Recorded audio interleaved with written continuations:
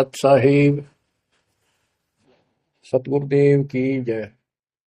बंदी छोड़ कबीर साहिब जी की जय। बंदी छोड़ गरीबदास जी महाराज जी की जय। स्वामी राम देवानंद जी गुरु महाराज जी की जय हो। सर्व संतों की जय, सर्व भक्तों की जय, धर्मी पुरुषों की जय। श्री काशी धाम की जय, श्री सुडानी धाम की जय, श्री क्रोथा धाम की जय, श्री बरवाड़ा धाम की जय। सत साहिब गरीब नमो नमो सत पुरुष को नमस्कार गुरु के नहीं। सुर नर मुनि जन साधुआ संतों सर्व सदी नहीं। सतगुरु साहेब संत सब दंडोतम प्रणाम। आगे पीछे मध्य हुए तिनको जा कुर्बान। नराकार निर्विषम काल जाल भय बंधन। निर्लेपम निज निर्गुणम अकल अनुपेशंदनम। सोहम सुरति समापतम सकल समाना निर्तल। उज्ज्वल हिरंबर हरदमं वे पर्व अथाह वार पार नहीं मध्य तुम। ग्रीव दोष सुमरत सिद्ध होई गणनायक गिरताना। करो अनुग्रह सोई पारस पद परवाना। आदि गणेश मनाओ गणनायक देवन देवा। चरण कमल लाओ आदि अंत करो सेवा। परम शक्ति संगीत सिद्धिदाता सोई। अविगत गुण अतीतम सत्य पुरुष निर्मोही। जगदम्बा जगदीशम मंगल रूप मुरारी। तन मन अर्पो शीसम भक्ति मुक्ति भंडारी। सुर नर मुनि जन ध्यामय ब्रह्मा विष्णु महेशा। शेष सहस मुख गावै पूजय आदि गणेश।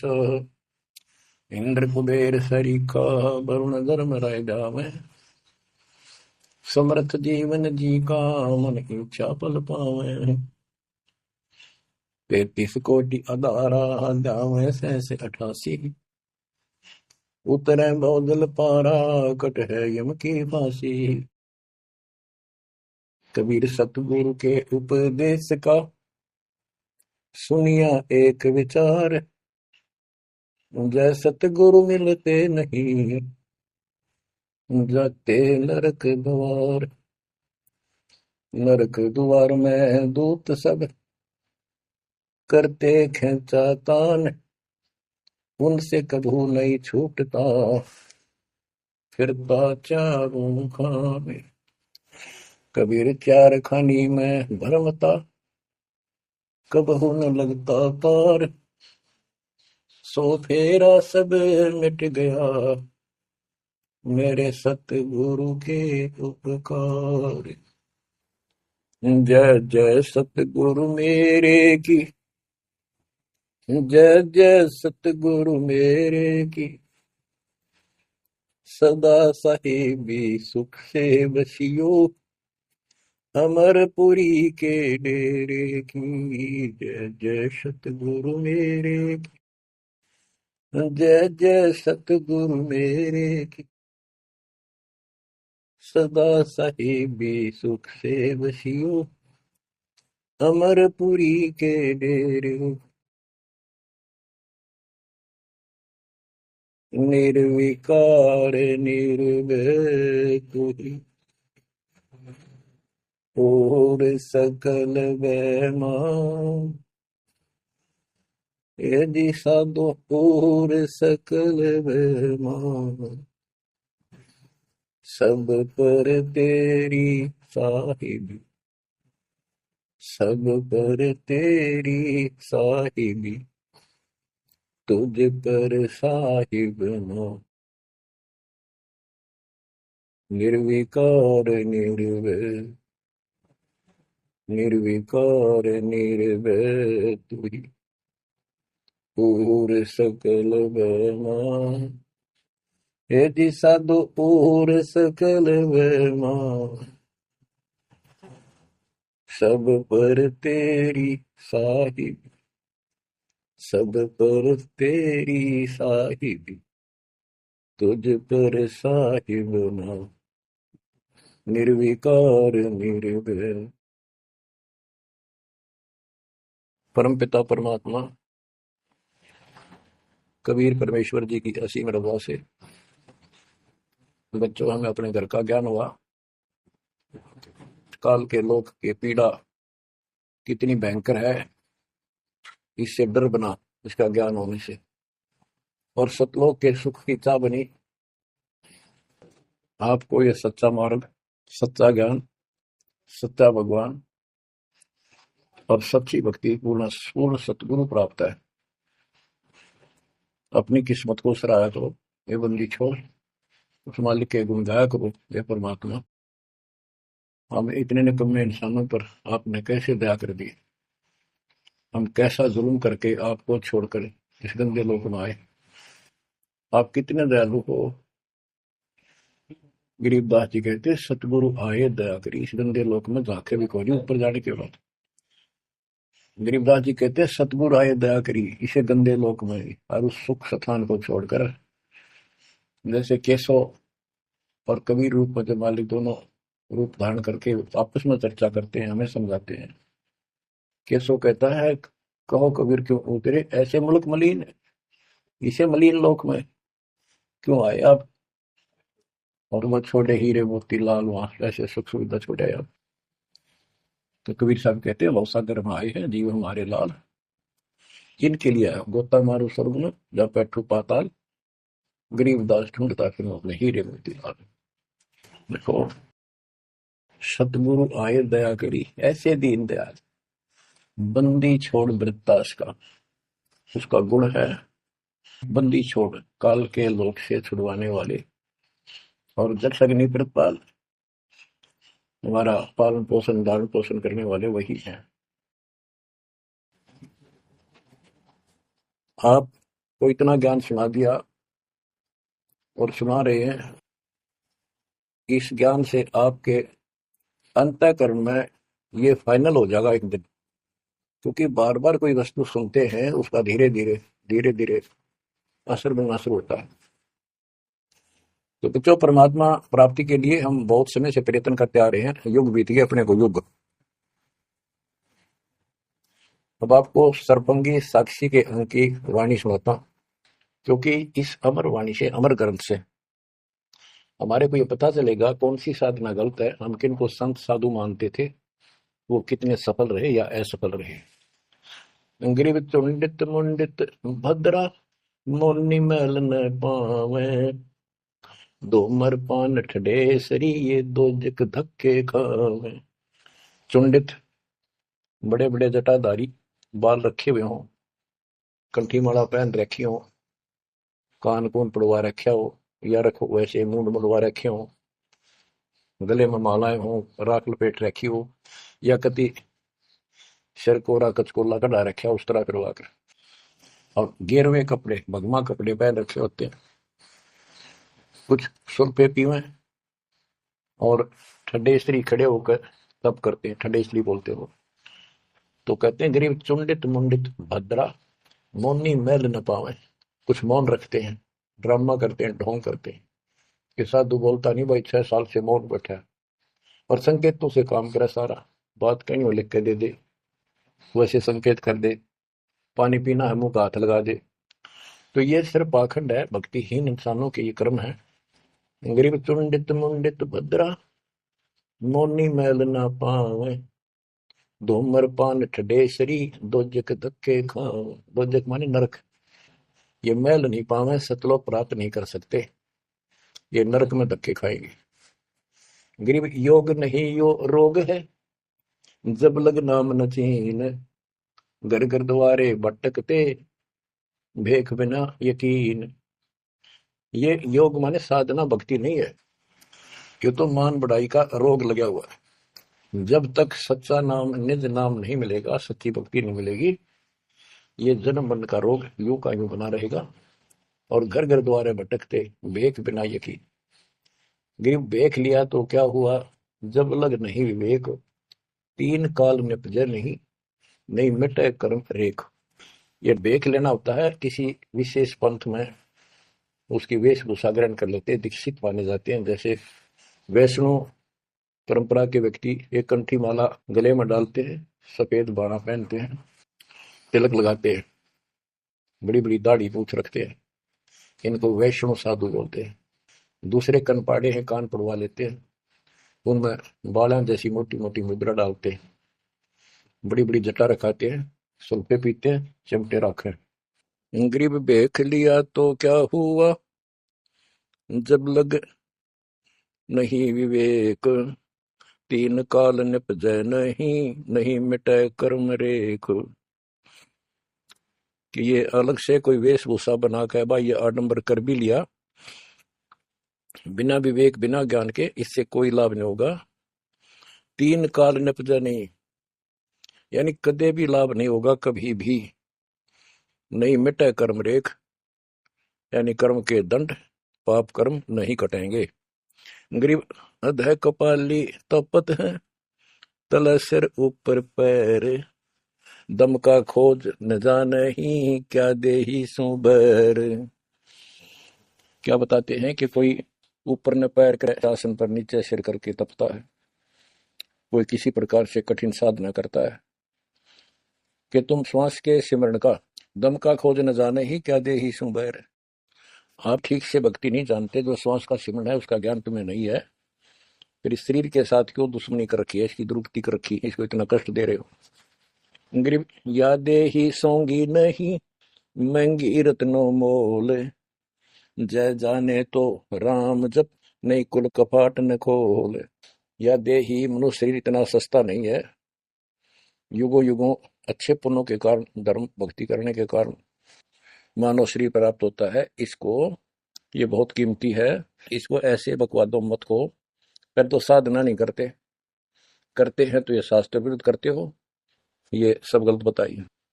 गिरि पर्वत डूंगर क्यों चढ़ो, बस्ती तो जो न गाम, बन बस्ती में एक सा, जाके हृदय राम। पर्वत डूंगर क्यों चढ़ो, कहीं जाने की आवश्यकता नहीं है। परमात्मा की सच्ची भक्ति अपने घर पर करो, कहीं भी करो, वो सच्ची भक्ति होनी चाहिए। गिरि सतपुरुष निर्गुण कला, सरगुण कल्प विनोद, ओहम सोहम से भिन्न अक्षर को सोद। परमात्मा कबीर जी की भक्ति करो, और ओम सोहम तो आपको बता ही रखा है, इससे भी अलग एक मंत्र है, उस मंत्र को विशेष ध्यान से जाप करो। गिरि बिना साड साडू नहीं, सुनो से आनी लोए, सारा बरस बाद हुआ कारद सिद्ध ने होए। जैसे समय पर बारिश होती है तो उससे फसल अच्छी होती है, बगैर किसी समय के बारिश होती है तो उससे कोई लाभ नहीं होता। गरीब साध नदी और मेघ जल, कहीं कहीं है मौज, निंदत पापी मारिये, जिन घर दौड़े फौज। गरीब दैत दल धर्मल, असुर दल आसगे, मंडी मसाणो निसंक फिरे, जीवे जब लग जोखिम नहीं, मरा जब निसंक मरे। यानी सच्ची भक्ति, परमात्मा कबीर जी की सत साधना पूरे सतगुरु से लेकर जो साधना करता है भक्त भक्तमती बच्चे, वो कहते हैं मंडी मसाणों, शमशान घाटों पर, मंडियों पर जो लोग जहाँ पूजा बकवाद करते हैं और राक्षसों के झुंड, ये भूत प्रेत घूमते फिरते हैं, कि इनमें की निसंक फिरो, निर्भय होकर घूमो, जीव जब लग जोखिम नहीं, और मरो जब निसंक मरो, कि परवाह ना करना। परमात्मा कबीर जी कहते हैं, गरीबदास जी कहते हैं, परमात्मा कबीर जी तेरे सक्षम है, अपने भगत को इतने जीवन रहेगा, इतने कोई टेंशन नहीं होने देंगे, कोई दिक्कत नहीं आने देंगे। मरा जब निर्भय होकर शरीर छोड़ देना, आपके लिए विमान तैयार मिलेगा, टेंशन ना लेना। गरीब चंद्र सूर्य की आयु लग, जे जीव का रहे शरीर, सतगुरु से भेटा नहीं तो अंत कीर का कीर। चंद्र और सूर्य, चांद और सूरज की आयु लग, यदि जीव का शरीर रहे और सच्ची भक्ति पूरे सतगुरु से प्राप्त नहीं हुई तो कितनी साधना करता दिखता, अंत में कीड़ा मकोड़ा, कीर का कीड़। गरीब एक पलक जुग जीवना, जे सतगुरु भेटा होए, रोम रोम तारी लगे, सुरति सुहंगम पोए। कि एक पलक यानी कुछ समय के लिए भी सच्चे सतगुरु की आपने संगत सत्संग सुन लिया तो धीरे धीरे आत्मा उसको कैच करती चली जाती है, रुचि बढ़ती चली जाती है, और फिर अंत में दीक्षा लेकर अपना कल्याण कराता है। गिरिब डेरे डंडे खुसरो हो खुसे लहन मोक्ष। ध्रुव प्रहलाद उधर गए तो डेरे में क्या दोष। अब जैसे बहुत सी धारणाएं गलत पैदा कर रखी है, कहाँ कहाँ से समझाई आपको। इतने उल्टी सीधी बातें घर कर रखी है, हमारे हरदम डाल रखी है, प्रत्येक व्यक्ति को अज्ञान से भर रखा कूट कूट कर। कई कहते हैं कि गृहस्थी पार नहीं हो सकते, बाल ब्रह्मचारी रहो, उनकी मुक्ति होगी। गरीबदास जी स्पष्ट करते हैं कि डेरे डंडे खुसरो खुसरे लहन मोक्ष। यदि ब्रह्मचर्य का पालन करने मात्र से मोक्ष होता है तो ये हिजड़े तो पहले पार हो जाए, इनका तो कोई दिक्कत को नहीं किसी प्रकार की। फिर कहते हैं ध्रुव प्रहलाद उधर गए, फिर डेरे में क्या दोष। डेरा माने गृहस्थी। ध्रुव 5 साल की आयु में कठी साधना की। ये पिछले संस्कारों से ऐसे रिजल्ट मिलते हैं। इनको परमात्मा मिले विष्णु रूप में। इसने राज मांगा, इसको राज मिल गया। इसका भाई उत्तम को राज दे दिया गया था, जो इसकी मौसी का बेटा था, और वो किसी लड़ाई में मारा गया। इकलौता पुत्र शेष ध्रुव बच गया उत्तान पात के। तो वो राज जो मां ने कर्म फोड़ के एक भगत को सता कर अपनी बहन को भी सताया था, इस सुरीति ने, जो उत्तम की मां थी। ध्रुव का भाई उत्तम था, मौसी का बेटा। तो उसने इतने कर्म खराब किए, अपनी बहन को सताया, ध्रुव भगत को तंग किया, उसका लात मारी, धक्के मारे, अपने बेटे को राज दिलाया। परमात्मा की लीला देखो। उत्तम युद्ध में मारा गया, ध्रुव को फिर वो राज मिला। ध्रुव की अपनी भी शादी हो चुकी थी और उत्तम वाली पत्नी भी ध्रुव के साथ लगाई गई। तो कहने का भाव ये है, बकवाद नहीं चले। वे विचार परमात्मा को कति पसंद नहीं, पर शादी विवाह कभी मना नहीं किया। ब्रह्मा विष्णु महेश तीनों शादीशुदा, और इनके उपासक को ब्रह्मचारी रहना चाहिए। अच्छी बात है, बकवाद नहीं करनी चाहिए, लेकिन ये एक गलत धारणा बनाना अच्छी बात नहीं। डेरे डंडे खुसरो हो खुसरे लहन मोक्ष। ध्रुव प्रहलाद उधर गए तो डेरे में क्या दोष। प्रहलाद को 10 साल की उम्र में भगवान प्राप्ति हुई थी, यानी नरसिंह रूप धारण करके परमात्मा उसके दिए आए, और उसके बाप राक्षस को मारा, प्रहलाद को राज दिया। प्रहलाद का विवाह हुआ, प्रहलाद का पुत्र बैलोचन हुआ, और बैलोचन के राजा बलि हुए। जो प्रहलाद का पोता था राजा बलि, जिसने 100 अश्वमेध यज्ञ की, और परमात्मा बावना बनकर आए और उसका वो यज्ञ खंड किया, पाताल का राज दिया। तो कहने का भाव ये है कि जब तुम मानते हो ध्रुव और प्रहलाद पार हो गए, तो जब ये पार हो गए तो गृहस्थी में क्या दिक्कत है। यदि जिस तरह ये लोग दिखावा करते हैं, जंगल में चले गए तपस्या करते हैं, एक टांग पर खड़े हैं, कोई ऊपर न पैर करके तपस्या कर रहा है, कोई 5 धोनी ला रहा है, कोई पानी में खड़ा है, अगर ऐसे ही भगवान प्राप्ति हो तो 12 नंबर तक कभी ना गृहस्थियों का। जबकि साधना थी यही थी, डेरा डंडे खुश रहो, अपने घर रहो, भक्ति करो, धंधा करो, निर्वाह करो, निर्वाह के लिए काम करो। जैसे गीता अध्याय 3 श्लोक 9 में कहा है कि अर्जुन, यदि तू एक स्थान पर बैठ कर भक्ति करेगा तो तेरा निर्वाह कैसे चलेगा। कर्म सन्यासी की बजाय कर्म योगी बन, काम भी कर, राम भी रट। 8वें अध्याय के 7वें श्लोक में कहा कि तू युद्ध भी कर और मेरी भक्ति भी कर। यानी काम, युद्ध से कठिन तो काम होता ही नहीं। तो यह बताते हैं। और गरीब गाड़ी बाहो घर रहो, खेती करो खुशहाल, साईं सिर पर राखिए तो सही भक्त हर लाल। गरीब डेरे डंडे खुसरो हो खुसरे लहन मोक्ष।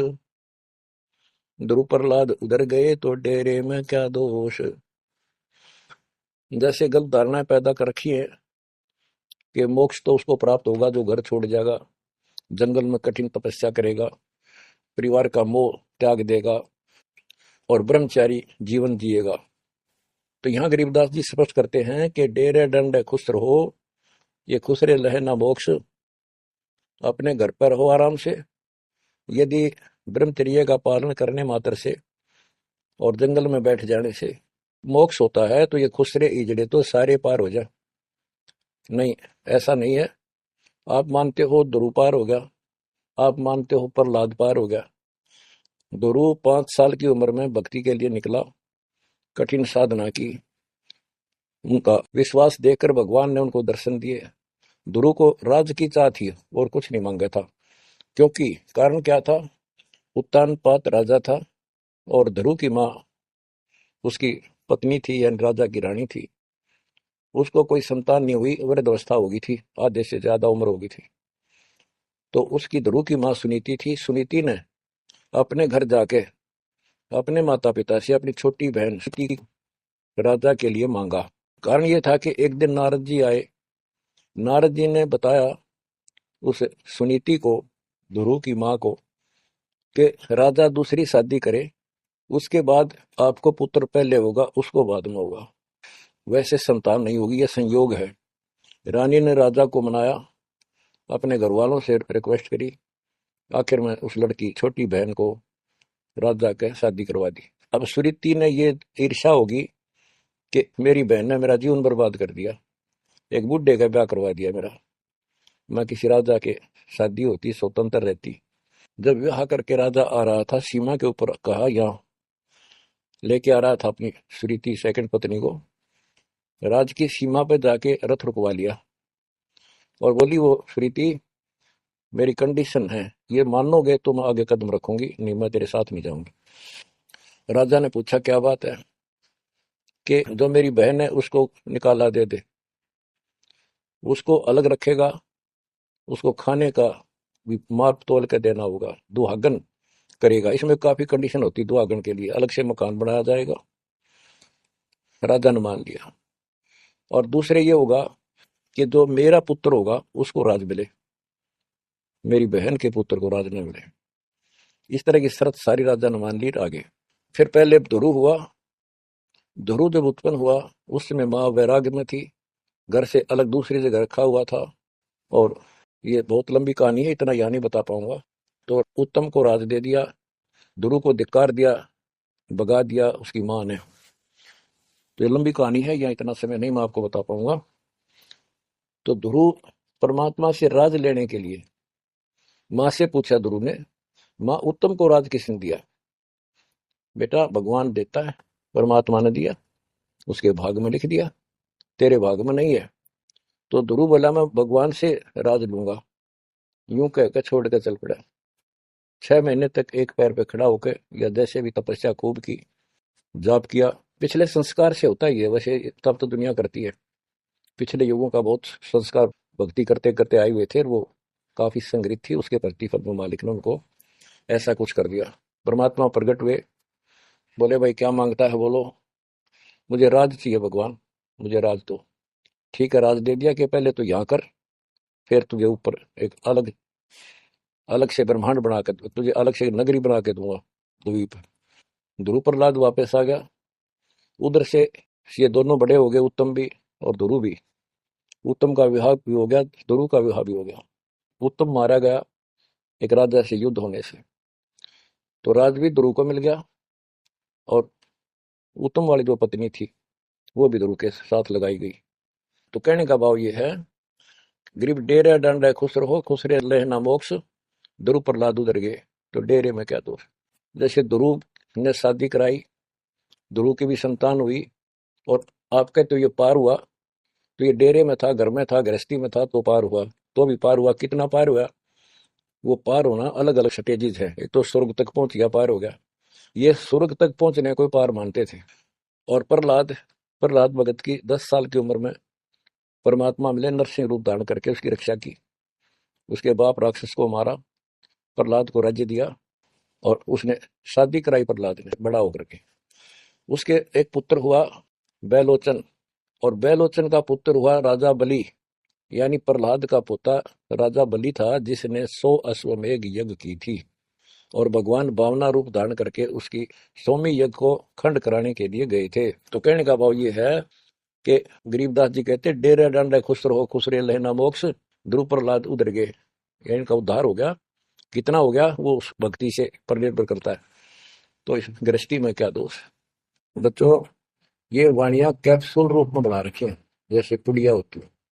इस एक पंक्ति में बहुत बड़ी कथा इसके अंदर बन रखी है। ये सुनाता हूँ।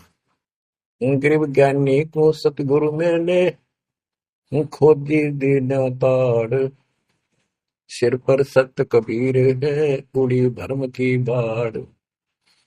हमारी यह भरम की बाढ़, हमारी सब शंकाएं समाप्त कर दी कबीर भगवान के अमृत ज्ञान। कबीर और ज्ञान सब ज्ञान ली, कबीर ज्ञान सो ज्ञान, जैसे गोला तोप का करता चले मैदान। गरीब दत्ता जी आगू मेले, दक्षिण बीच दयाल, सूखा खोट हरा हुआ, ऐसे दीन दयाल। दत्ता जी आगू मिले, दक्षिण बीच दयाल, सूखा खोट हरा हुआ, ऐसे दीन दयाल। एक दत्ता तथा जिया नाम के दो ब्राह्मण भाई थे। इनको तत्वा जीवा भी कहते हैं। ये अपनी देसी भाषा में गरीबदास जी ने दत्ता जिया का है। ये गुजरात स्टेट के अंदर एक भरूच शहर है, भरूच, समुद्र के किनारे पर। और उससे 12 किलोमीटर दूर एक मंगलेश्वर गांव है। हम खुद देख कर आए थे उसको, उस स्थान को। कई भगत थे मेरे साथ। तो मंगलेश्वर गांव के पास एक शुक्ल तीर्थ नाम का गांव हुआ करता था, जिसमें जिया और दत्ता, ये दो ब्राह्मण भाई भी रहते थे। वो सारा ब्राह्मणों का ही गांव था। वो आसपास गांव में जाके पंडिताई किया करते थे। दत्ता और जिया बहुत ही परमात्मा के चाहने वाले थे। वो सत्संग सुनने जाया करते थे। जहां भी किसी साधु संत का सत्संग होता था तो सभी ये कहते थे, अभी मोक्ष के लिए पूर्ण सतगुरु की आवश्यकता होती है। गुरु बिन मोक्ष नहीं होगा, गुरु बिन सच्चा ज्ञान भी नहीं होगा। जहां भी जाते थे वो मंडलेश्वर प्रवक्ता एक ही बात बताते थे। तो जीवा और तत्वा ने दोनों भाइयों ने विचार किया कि भाई जहां भी हम सत्संग जिसका सुनते हैं वही हमें तो बहुत पूर्ण गुरु लगे। जिसके विचार सुनते हैं वो उससे भी अच्छा लगता है। और पूरे गुरु बिना बात नहीं बने, मोक्ष नहीं हो। ये तो असंग जन्म हमने जन्मते और मृत्या को होगी। जैसे परमात्मा कबीर जी क्या करते हैं, किसी भी रूप में आकर, और कहीं जैसे मेले मेले भरा करते थे इनके तीर्थ तीर्थों पर, वहां चले जाते थे। वहां खड़े होकर शब्द सुनाने लग जाते और 10 20 50 व्यक्ति भगवान के चाहने वाले उनकी वो बातें सुना करते थे। तो जीवा और दत्ता को किसी स्थान पर परमात्मा उन्हीं के लिए जाते हैं क्योंकि वो भटक रहे भगवान के लिए। तो ये बातें बताई कि पूर्ण सतगुरु हो, सच्चा ज्ञान हो, तो तब मालिक का आराम मिलेगा, मोक्ष मिलेगा। असंग जन्म पर मत होगे, कुछ नहीं हाथ लगा रहे, इस तरह की जबरदस्त बातें बताई। तो उनसे वो प्रेरित हुए। उनको नहीं पता था ये कौन है। उन्हें तो एक भगत मान्या, गीत गा शब्द शब्द सुनाने वाला। फिर वो साधु संतों की तलाश में चल पड़े। जहां भी जावे एक से एक बड़ी लतीफेदार प्रवचन करे, बड़ी बड़ी कथा सुनाए, संस्कृत की भाषा में जबरदस्त बोले, स्पीच करें, प्रवचन करें। आखिर में सोचा भी एक हम कैसे निर्णय करें, यो संत पूरा हरियोग नहीं। हम किसी को पूरा संत मानकर उसके आश्रित हो जावा, अंत में पता चला ये पूरा नहीं, मनुष्य जीवन तक गया, ये बार बार नहीं मिलेगा। आखिर में उन्होंने एक फैसला कर लिया कि हम एक बड़ के पेड़ की सूखी टहनी लगाएंगे, गमला बनाकर धरती में गड्ढा खोद कर जैसे पौधा लगाकर, और जिस संत के चरणामृत से ये हरी होगी हम उसको गुरु बनाएंगे। उन्होंने सब मंडलेश्वरों जहां भी कोई तरती संता होंगे बेचारे दुख सुख पाकर पैदल चल जाएंगे, उनके चरण धोए, महाराज चरणामृत देते। कौन मना करे चरणामृत को, लावे और डाल, कोई कुछ नहीं हुआ। क्योंकि तुम्हें उन्होंने कहा है परमात्मा धरती पे है, संत नहीं है, और संत नहीं है तो हमारा मोक्ष नहीं। इसलिए हे परमात्मा, हमारा को मानुष जीवन शेष बचा है, इसको खत्म कर दो, हम दोनों को मार दो। कभी पृथ्वी पर संत हो तो जन्म देना। यूं कहकर खूब फूट फूट कर रोने लगे। काफी देर रोज ही टेंशन में रहने लगे, खाना पीना लगभग छूट गया। कैसे तो मर जाना अच्छा है, ये तो पशु जैसा जीवन बहुत बार जी लिए। तो कबीर साहब रह रह सुना गए थे, कहीं कहीं इकट्ठे होकर खड़े हो जाते थे भटकते थे, वहां मालिक भी किसी न किसी रूप में चले जाते थे। उनके यह प्रेरणा भर दी थी। बाकी मंडले सुना के बस में यह भी ना थी कि इसी प्रेरणा भर दे, इतना वैराग डाल दे। एक दिन परमात्मा पहुंचे उस शुक्ल तीर्थ गांव में गली में जा रहे थे, तो दत्ता बाहर निकला और बोला, जीवा देख, एक संत घूम रहा गली में, कहो तो बुला लो। जिया बोला, रहे संत इसे मंडलेश्वर देख लिए, ये सड़क छाप पर के पाओगे, क्यों जी दुखी करे और कई दिन रोना पड़ेगा, कुछ ना इनका पल्ला। दत्ता बोला, मेरा तीसरा दिल करे है, बुला लो नेक में। भाई साधु सा दिखा है, चेहरे से बहुत अच्छा लगा, देखते ही आत्मा खुश हुई। जिया बोला, बुला तो मैं क्यों ना तू।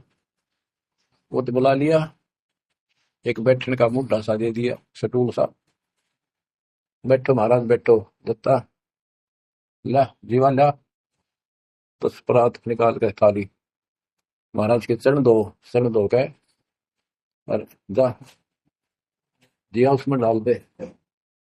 पौधे में डाल, अगर संता के चरणों में इधर उधर में डालिए, कितना गमले में डाल दे। अब जीवा डालने लग रहा है, डालते डालते उसको पोपल कूट आई बड़के, बड़की डाली के, वट वर्ष की टहनी के। जिया बोला, दत्ता बाग आइए आइए, क्या होगा। दोनों देख कर सुन हो गए, हाथे पैर पकड़ दिए। हे परमात्मा, हमने तो ये सोच लिया था धरती पर संत नहीं है। कबीर साहब बोले, जिस दिन पृथ्वी पर संत नहीं होगा, आग लग जाएगी इस पे, या कोई नहीं बचेगा, काल फूक देगा इस पृथ्वी को। ये मालिक आप पहले क्यों ना आए, हम तो बहुत भटक लिए थे, हम तो सोच लिया था धरती में कोई संत नहीं, और हम तो मरा हो भूखे पैसे रह के, कति ना जीन के रहे थे ना मरण के। तो परमात्मा से काफी लिपट के सीने के लग के, कभी चरणों में गिर के, और सौ शुक्र बनाओ, हे परमात्मा पहले क्यों नहीं आए, हम तो हमारे लिए कति सारे घूम लिए मंडलेश्वरों के, किसी के पास कुछ नहीं पाया। परमात्मा बोले, बच्चों ये संत की पहचान नहीं थी जो तुम कर रहे थे, ये तो शत भी कर दे, थोड़ी बहुत संस्कार जादूगर कर देते हैं, हथेड़ी में गेहूं हरे कर देते हैं, ये कोई पहचान थोड़ी है। तो मैंने ये क्या तरीका अपनाया था। संत की पहचान ज्ञान से होती है, समाधान से होती है। और मैं पहले भी आ सकता था, लेकिन आपका कति विश्वास नहीं रहा हो, मेरे में कति विश्वास नहीं बनना था, क्योंकि मैं तो आपके हिसाब लग रहा हूँ जैसे आंधड़िया फिरनिया मांगड़ियां खड़ियां, और वो मंडलेश्वर जिसके लाखों हजारों बड़े बड़े सेठ साहूकार शिष्य, तुमने सोचो कि और भी कोई होगा जरूर इसने सड़क छापने के छोड़, उनके पास जाते, वहां कुछ मिलना था नहीं, तो मेरे तो भी चले जाते।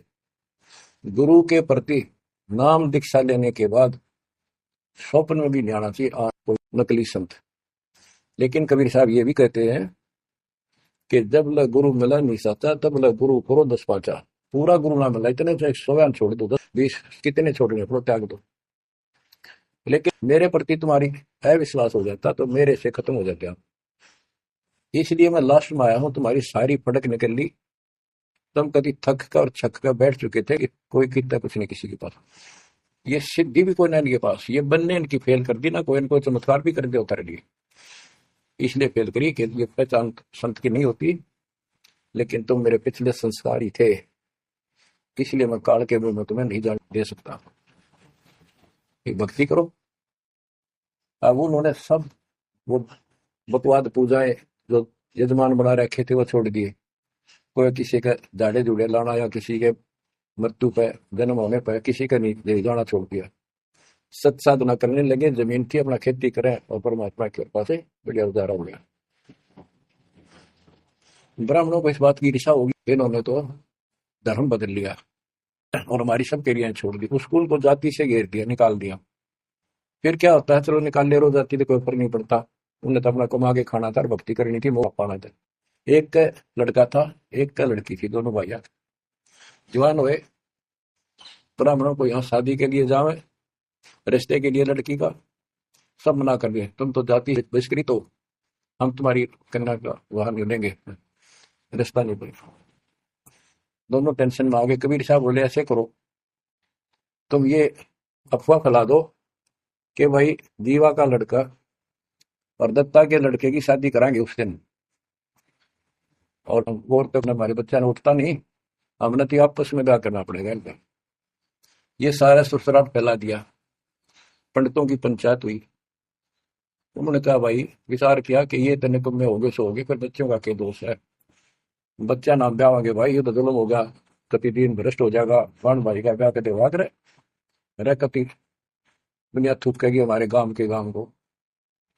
पंचायत होने के बाद 10-20 आदमी आए, इन्होंने बोले भाई सुन, यो कदम उठाओगे तुम, यह बेटी हमारी है, बेटा हमारा है, हम इनका रिश्ता करेंगे।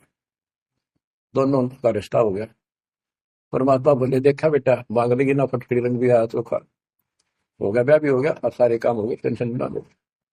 तो बच्चों मुश्किल से आसान करेगा आन के, ओए होए, एक केसो बंजारा उतरा जान के। तो कहते हैं ऐसे कोई दिक्कत आओगी तो मालिक 100 समाधान निकालेगा, पर निकालेगा तब जब आप उसके प्रति पूर्ण रूप से समर्पित हो जाओगे। गरीब आसन अचल कबीरे का, सबका सतगुरु एक, ब्रह्मंड 2100 समझ ले, या धूमे के सिरेख, कि 21 ब्रह्मांड को देख ले, ये धूमे के सिरेख यानी कति नासवान, बिल्कुल अस्थायी, इनका कोई अस्तित्व नहीं है। अब साइंस ने ये सिद्ध कर दिया, साइंटिस्टों ने, खगोल भूगोल के जानने वालों ने, खगोल भूगोल के जानने वालों ने ये सिद्ध कर दिया है, पृथ्वी भी घूमती है, सारे लोग घूमते हैं, यहां तक भी सिद्ध हो गया कि सूर्य भी चला है, लेकिन पूरे ब्रह्मांड के साथ चलने से इसका पता नहीं लग रहा, ये घूमते हैं। कहने का भाव ये सारे ऐसे लटके हुए हैं जैसे पतंग। गरीबदास जी ने कहा सर्वलोक ऐसे है जैसे पतंग आकाश में लटके पड़े हैं, और जिस दिन भी इसका अंत होगा सारे एक दूसरे से टकरा टकरा कर आग लग जाएगी, या कोई ठीक ठिकाना नहीं है। और क्या बताते हैं परमात्मा, गरीबदास जी बताया अपने भगवान के बारे में, गरीब आसन अचल कबीरे का, सबका सतगुरु एक, ब्रह्मांड 2100 समझ ले, या धूमे के सिरेख। 21 ब्रह्मांड को से सब मनास्वान धूमे के साथ उसी उठी है, नथिंग एल्स। तो इस शरीर में देखो अपने ना, ये कितना सुंदर लगा है, कितना अच्छा, कितना प्यारा, और कभी खूब एक्सरसाइज इसमें करा, कुश्ती इसमें करा, छलांग इसमें लगा ला, ये मालिक की कृपा से सारा कुछ हो रहा है, उसने इसमें शक्ति दे रखी है। और जरा सी उकचुक हो जा, हाथ ना उठा आदमी का, अदरंग मार जाओ वो पहलवान। तो परमात्मा कहते हैं इस कच्चे शरीर में इतना मत भूल है, भगवान को ना भूल है, ये लोक अच्छा नहीं है, या कोई भी ठीक नहीं है, या जो दिखाई देता है सब नासवान है। गरीबदास कहते हैं दृष्टि प्लस अपना है धर्म पर कैलाश, या कृत्रिमवादी झूठ है बनावटी, ये सारा बनावटी है। सुरत समो श्वास, कृत्रिमवादी, ये बनावटी लोग है सारे। जैसे करने नो दीदार में प्यारा है, एक शब्द है संत परमात्मा कबीर साहब का, उसमें बताया है कि आदि माया की नी चतुराई, और झूठी बाजी पिंड रचाई, ताका प्रतिबिंब डारा है। सतलोक की जो व्यवस्था ऐसी ही है, उसमें बहुत द्वीप है, और ऐसे ही मानव स्त्री पुरुष शरीर है, लेकिन वो अमर है, ये नासवान है। ये समझो मिट्टी के, और वो स्टेनलेस स्टील के, सोने के, वहां का जो शरीर है वो अमर है, वहां के देवता रूप हम सब देव देवी रूप हो जाते हैं वहां, लेकिन भक्ति के शक्ति से होते हैं। तो उसकी नकल कर रखे आप, टोटली नकल। ये शरीर कितना सुंदर लगा आपका, मृत्यु के बाद इसको फूकते हैं ना, 1 किलो चिराग हो जाती है। और ये देखो क्या था, ये बच्चों क्या बताया जा रहा है, यहाँ का सब सब व्यवस्था कति नकली और नाशवान है। चारों वेदों का ज्ञान नकली, जिनको हम भगवान मानते थे वो भगवान नकली। हमारे को कति मूर्ख बनाकर रख रखा है। हमारी ऐसी स्थिति थी आज के दिन, आप इसमें मानो चाहे ना मानियो, 100 की 100 साची। हमारे बस की बात नहीं, ये याद तो रखनी पड़ेगी आपने, आपका बस का भी नहीं है कि इसमें इस मन हटा लो। इसके मन हटाने की विधि हमारे पास है। इस ज्ञान को जरूर सुनते रहो, 100 काम छोड़ कर सुनो जब तक दाता ने रजा कर रखिए। ये आपको अंदर से मांझ देगा आत्मा ने, कति आत्मा को इतनी प्रबल कर देगा ना, वो कति अटक खड़ी हो जाएगी मन के साथ एक दिन। इसका डट का मुकाबला करेगी है तो जब हाथ खड़े कर दे है या मन डरा दे इस रहे नो हो जाएगा, काम छोड़ देगा औरत को, नहीं नो हो जाएगा, नुकसान हो जाएगा। इस ज्ञान से इतनी मजबूत हो जाए कि होने दे दो होगा, और मरे गए तो फिर ये काम लेके चाटांगे। ज्ञान बिना बात नहीं बना करती। गोरक्ष ज्ञानी गणे दुनिया ज्ञान बढ़ताती फिर है, और बहुत सी छोटी छोटी बातों से प्रसिद्धि पता नहीं कौन पाले हैं। कोई कहते बड़ा बाल ब्रह्मचारी है, उसी से उसकी महिमा होगी। गोरक्ष से ज्ञानी गणे सुखदेव जति जिहान, और सीता सी वो बारी संत दूर स्थान। इस ज्ञान को सुनते रहो, और फिर यह भक्ति तो दे रखी, ये आपकी इस आत्मा को इतना प्रबल कर देंगी, ताकतवर बना देगी, रेसलर। जब वक्त आओगे यहाँ से जाने का, इस मन में पटक देगी ठाक है, और सब मोह ममता से मन एकदम हट जाएगा, पट जाएगा, हटा नहीं हटता है इस ज्ञान से और इस भक्ति की ताकत से। सब पीछा छूटेगा आपका, कहते बात बनाए इस बात ही नहीं बना करते, काम नहीं बनेगा। यहाँ सब कुछ झूठा। जैसे व्यापारी लोग क्या करते हैं, भैंस का काटड़ू मर जाए बच्चा, उसकी खाल उतरवा के उसमें तूड़ा भरवा दिया करें ना, उसका मुंह होता है पूछड़ पूछड़ और बाल बूढ़ ऐसे ही होते हैं, और भैंस के सामने रख दे, वो उसी को अपना बच्चा मान लेती है, उसको चाटती है, लाड करती है, उसको लेकर टाइम का रस्सी में चलते हैं, वो उसके पीछे पीछे रहा रहा रहा करती भागती रहती। इतना दिमाग है उसके अंदर। आज अपने अंदर इतना दिमाग छोड़ रखा काल ने, जैसे यहाँ कोई इंजीनियर बना रहा हो, चाहे साइंटिस्ट बना बैठा रहो, और कितना कुछ बातें बनाने वाला एजुकेटेड समझ ले। क्या है ये बच्चे, हार्ड चाम मांस के लोचड़े ऊपर चाम लपेट रखा, क्या ये शरीर है?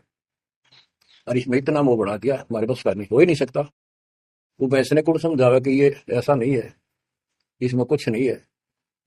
कोई बात नहीं, आप इस ज्ञान न सुनते रहो, आपको भी और इस सारे के सारे परिवार को भी परमात्मा वहां ले आओगा। धीरे धीरे धीरे धीरे आप पर रंग कट जाएगी, किसा शरीर हो किसा भी हो। तो ये शरीर जो है ना, परमात्मा की कृपा से आपको एक दिन एहसास हो जाएगा कि यहाँ से तो जाना पड़ेगा। और बच्चों ने भी दीक्षा ले ली, सत्य राह पकड़ गई, क्योंकि हमारा लाइन पाना कठिन था, बच्चों का बहुत आसान हो गया। तो माता पिता से ही राह पर चल रही है, लग जाएंगे कि ये तो जन्म से ही इस मार्ग पर चलते, इनकी तो मुक्ति गारंटीड है, और है आपकी भी। आप दृढ़ रहो कि संसार की व्यवस्था से पूरी तरह परिचित हो जाओ। दृष्टि पड़े सो धोखारी, खंड पेंड ब्रह्मांड चलेंगे, फिर नहीं रहसी लोकारे, फिर नहीं रहसी लोकारे। गरीबदास जी जब ये वाणी लिखवाया करते, ऐसे बोल बोल के लिखवाया करते जैसे दास बोल रहे हैं।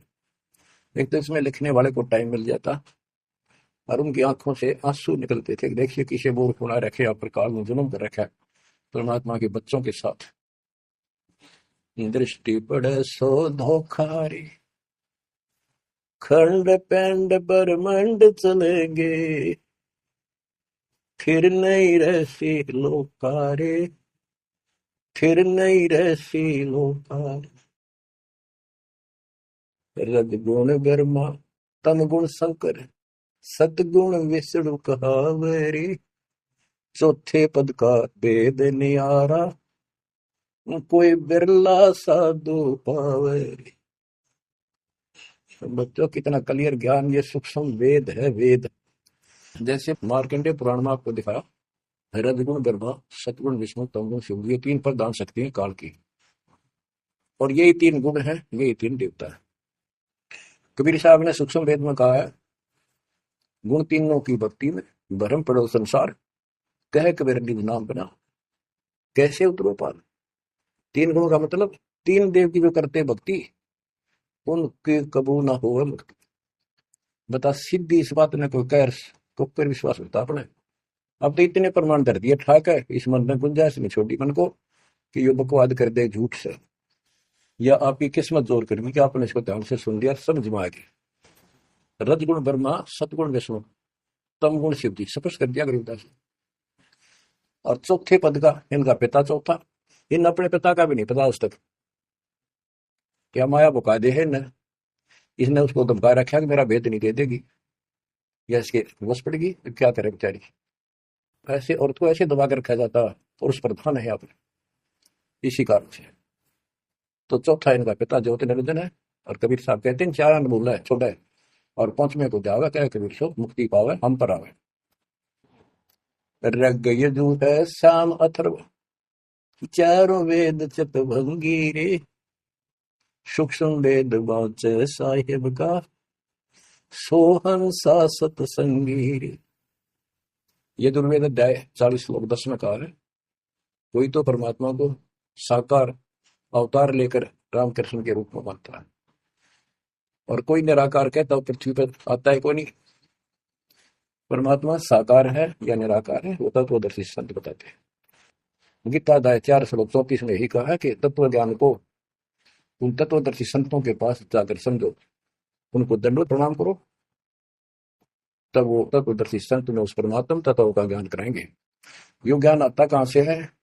चौथे अध्याय के 32वें श्लोक में श्रीमद् भगवत गीता ने स्पष्ट कर दिया सच्चिदानंद घन ब्रह्म ब्रह्मणे मुखे सच्चिदानंद घन ब्रह्म यानी परम अक्षर ब्रह्म अपने मुख कमल से जो वाणी बोलता है उस समय योग पूर्ण ज्ञान होता है और उस ज्ञान से मोक्ष होगा।